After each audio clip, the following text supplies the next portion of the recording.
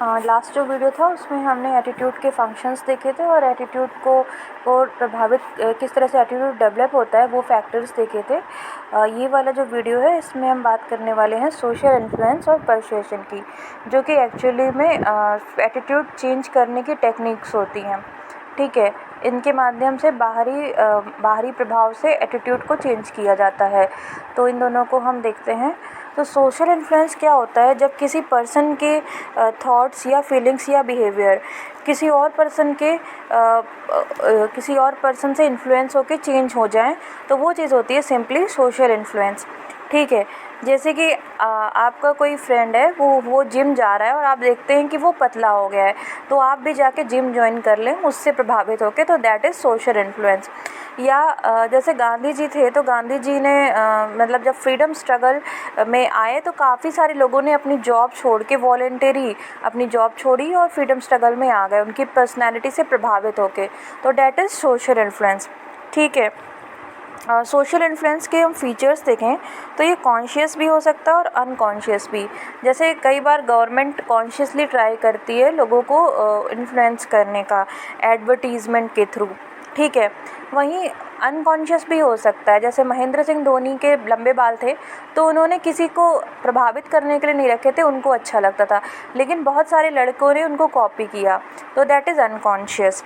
फिर इसमें क्या होता है कि ये शॉर्ट टर्म भी हो सकता है और लॉन्ग टर्म इन्फ्लुएंस भी हो सकता है।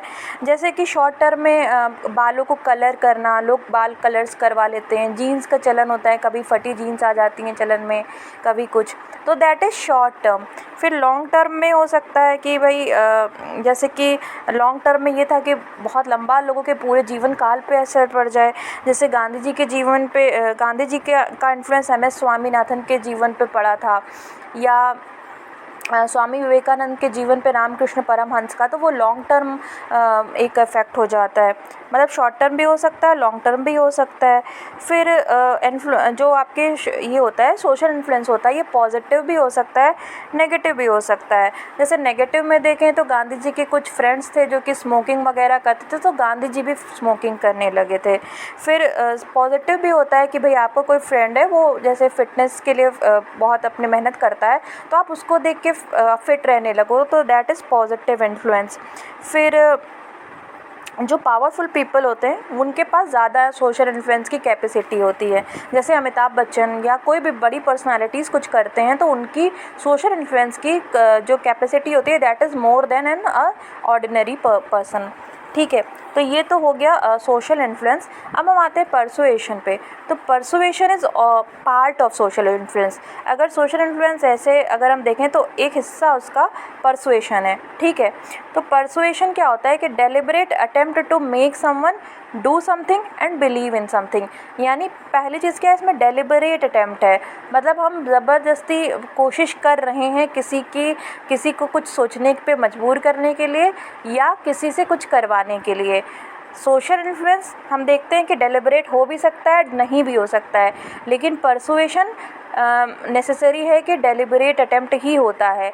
ठीक है, अब डू समथिंग, जैसे कि कोई सेल्समैन है, वो कहता है, आपको परसुएट करता है ना कि भाई साहब हमारा ये सामान है और इसमें ये क्वालिटीज़, इसको ख़रीद लीजिए, तो he is making you do something. आप ख़रीदने के लिए वो मेहनत कर रहा है, आपके मतलब वो चाह रहा है कि आप उस पर action low, you do something.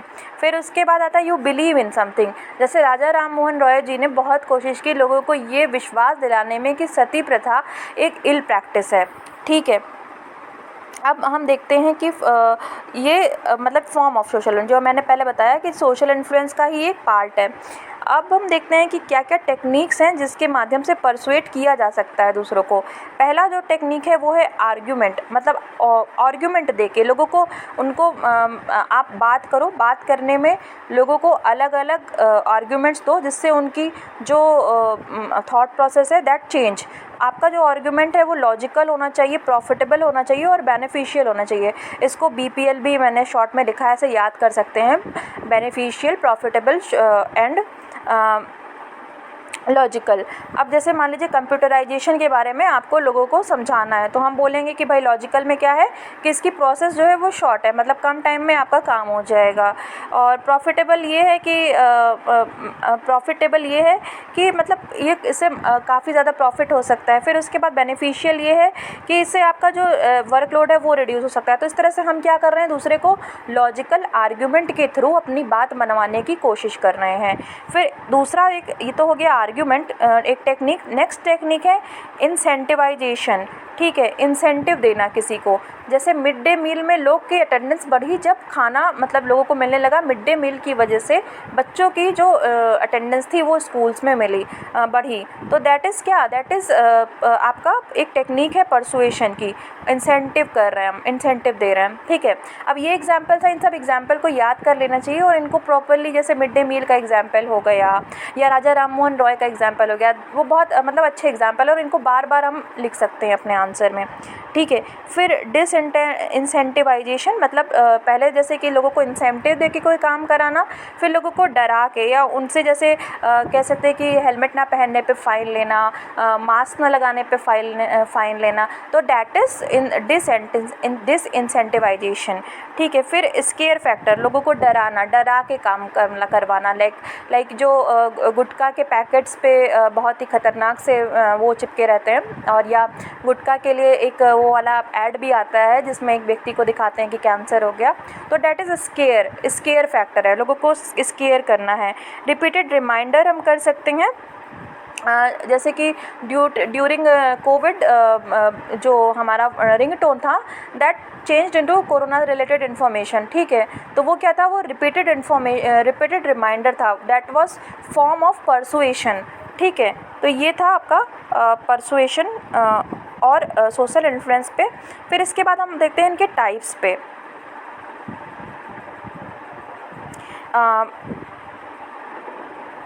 एक मिनट, हाँ, अगर हम टाइप्स की बात करें सोशल इन्फ्लुएंस की, तो सोशल इन्फ्लुएंस आपका इम्प्लिसिट भी हो सकता है और एक्सप्लिसिट भी हो सकता है।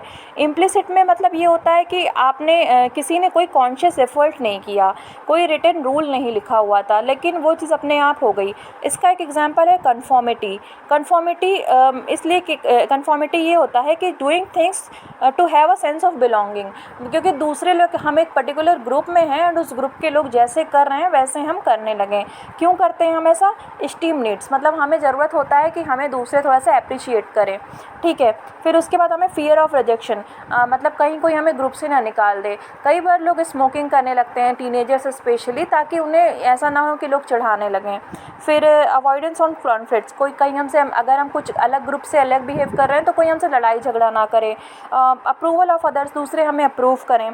ठीक है, जैसे कि हम देखते हैं कि पार्टी में जब हम जाते हैं तो पार्टी में मैक्सिमम लोग जो होते हैं वो नॉर्मल ड्रेस नहीं पहनते हैं, वो थोड़ी सी शाइनी एंड हैवी टाइप के जो आपके कॉस्ट्यूम्स होते हैं वो पहनते हैं, क्योंकि बाकी सारे लोग भी पहन रहे हैं।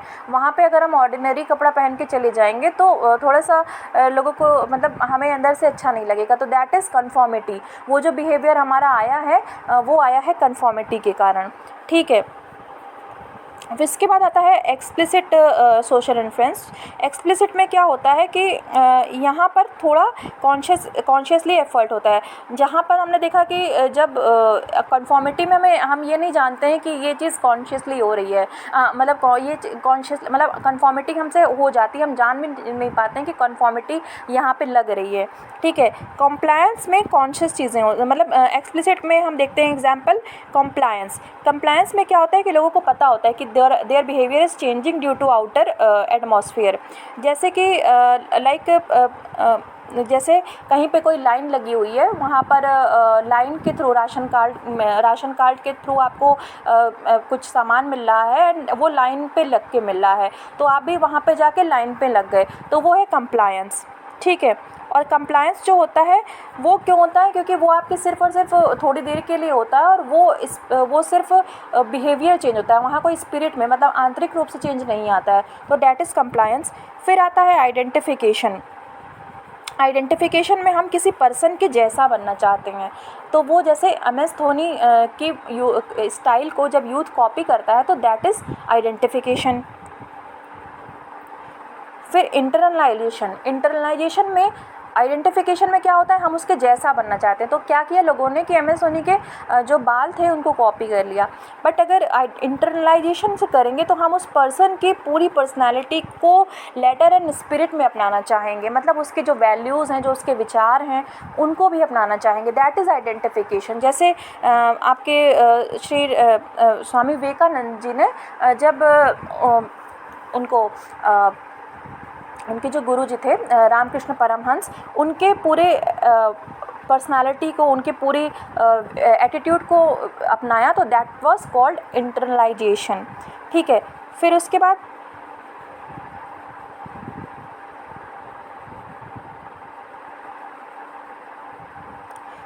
बाद हम देखते हैं कि enablers of social influence. Social influence किन किन चीज़ों के कारण होता है।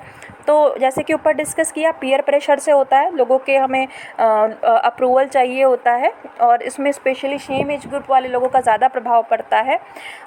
अगर हम इसको एग्जांपल में सिविल सर्वेंट में देखा जाए, तो अगर 6 सिविल सर्वेंट हैं, उन्होंने अपने अपने ज़िले में, उन 6 में से 4 ने अपने अपने ज़िले में ई गवर्नेंस को लागू कर दिया है, 2 ने नहीं किया है, तो बाकी 2 भी आउट ऑफ पीयर प्रेशर उसको करना चाहेंगे।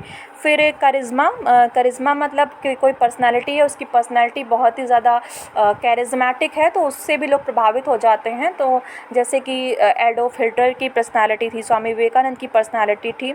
ठीक है। फिर उसके बाद जो रिलेशनशिप है, अगर मास्टर सर्वेंट का है, जूनियर सीनियर का है, तो वहाँ पे भी सोशल इन्फ्लुएंस काम करता है। आप किसी स्कूल में जाएं तो वहाँ पे मोस्टली जो टीचर्स कहते हैं उसको बच्चे फॉलो करते हैं, या आप आपके जो अगर किसी ऑफिस में काम करते हैं तो जो बॉसेस होते हैं वो जो भी कहते हैं उसको मतलब सबऑर्डिनेट्स जो हैं वो फॉलो करते हैं। ठीक है। फिर किस तरह से आपकी प्रेजेंटेशन है, जैसे कि अगर खूब ल्यूक्रेटिव सी प्रेजेंटेशन है, जैसे ज़ोमैटो वाले हैं, वो बहुत अच्छा सा ऐड देते हैं, तो वो प्रेजेंटेशन की वजह से भी सोशल इन्फ्लुएंस होता है।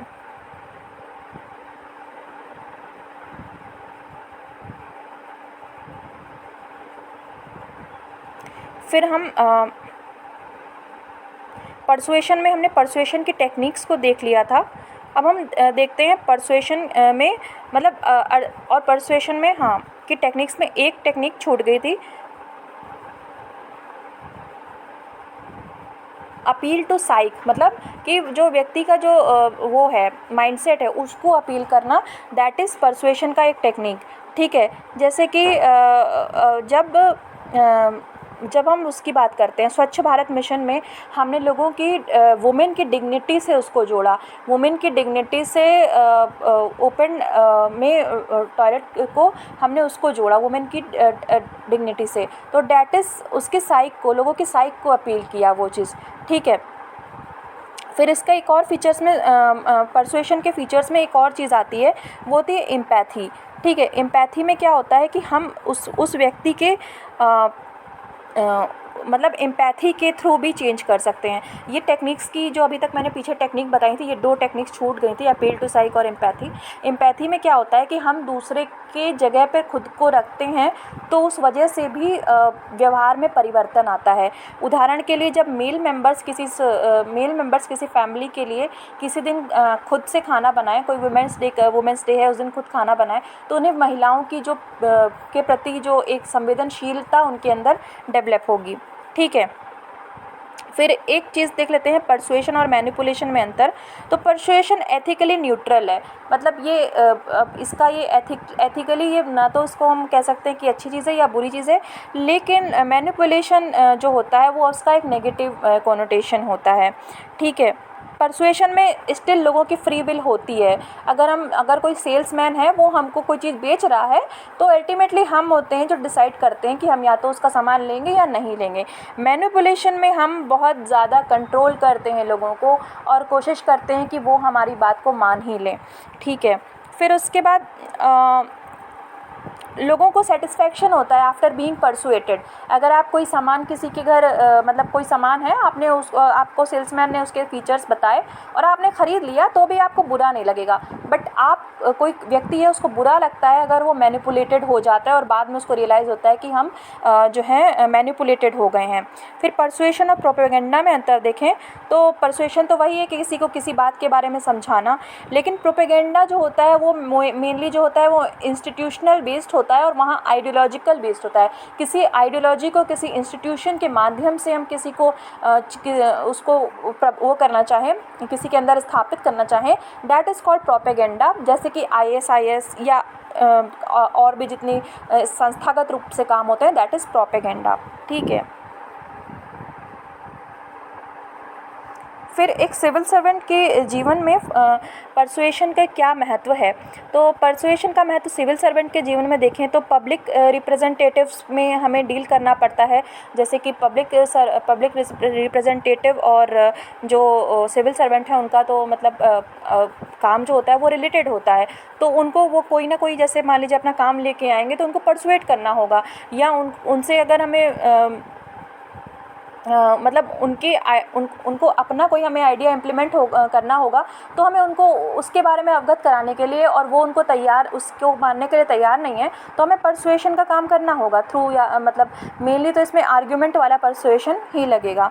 फिर अपने एम्प्लॉयज़ को जो जैसे सिविल सर्वेंट के जो एम्प्लॉयज़ होते हैं, जो हमारी टीम होती है, उनको काम करवाने के लिए, अच्छे से प्रोडक्टिव वे में काम करवाने के लिए, ठीक है, किसी का मिसकंडक्ट है, कोई मिसकंडक्ट ना करे उसको चेक करने के लिए, बेटर सर्विस डिलीवरी हो उसके लिए। जनरल पब्लिक्स में हम जैसे लॉ एंड ऑर्डर की सिचुएशन को मेंटेन करने के लिए, ओपन डिफेक्शन को रोकने के लिए, ड्रिंक एंड ड्राइव, इस तरह से जो इश्यूज़ होते हैं उन सब को जनरल पब्लिक्स में जो जनरल इश्यूज़ होते हैं, मतलब समस्याएं होती हैं, उनके समाधान के लिए परसुएशन का महत्व यूज़ किया जा सकता है। जैसे कि एक मैंने देखा था वीडियो कि एक बेंगलोर के जो एक SSP थे, उन्होंने नेशनल एंथम गाया था ड्यूरिंग CAA प्रोटेस्ट। तो उससे क्या होता था कि लोग जो थे वो प्रोटेस्ट करने आते थे, बट वो गाना मतलब जनगण मन गवा देते थे, नेशनल एंथम गवा देते, तो बाकी लोग शांत रहते, दैट वो शांति के बाद फिर अपनी बात रखते थे। तो उनका ये तरीका था परसुएशन का। ठीक है। फिर उसके बाद मतलब उनको अपने सुपीरियर्स को भी हमें डील करना होता है उनके लिए। फिर getting fund from finance department, मतलब अब फंड की समस्या हमेशा ही रहती है एक ब्यूरोक्रेसी में जब हम होते हैं, तो वहाँ हमें फाइनेंस डिपार्टमेंट से फंड की ज़रूरत होती है, तो उनको इन्फ्लुएंस करने के लिए हमें परसुएशन की ज़रूरत होती है। फिर प्राइवेट और प्राइवेट जो संस्थाएं होती हैं उनसे फ़ंड की ज़रूरत होती है, या उनके साथ उनको इन्वेस्ट करवाना होता है अपने राज्य में, तो उस केस में भी हमें परसुएशन की ज़रूरत होती है। तो ये था आपका परसुएशन और सोशल इन्फ्लुएंस। नेक्स्ट वीडियो में बस एक टॉपिक इस पे बचा है, मॉरल एंड पॉलिटिकल एटीट्यूड, उसको हम नेक्स्ट वीडियो में देखते हैं। Thank you.